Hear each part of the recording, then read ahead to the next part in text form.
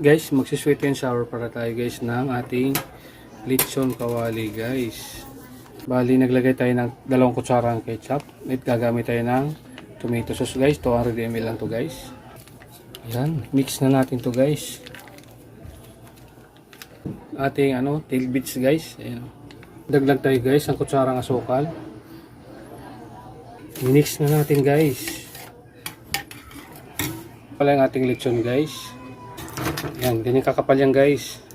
May natira kayo nung bagong taon nyo guys. Yan, pwede ninyo guys ganito gawin. Akin guys, gagawin ko siya ng sweet and sour guys.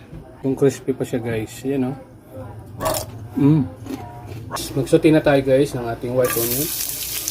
Guys, palalabasin lang natin yung ating aroma. Ating bell pepper guys. At tayo guys, paminta. Tidbits natin guys. Sama natin. Red sauce natin guys. Guys, kumukulo na siya guys. Sama na natin yung ating yempo. Ating yempo guys.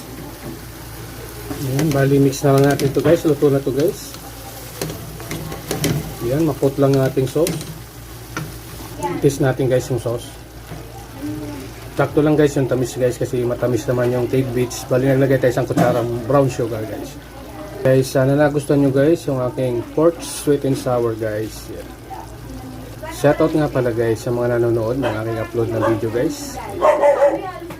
Like and share naman guys yung aking sweet and sour pork guys. Guys, ready to plate na tayo guys. Ito palang ating pork sweet and sour guys. Yeah. Look at that guys. Yan po tayo guys. Yan. Hanggang dito na lang muna guys. Yun lang guys.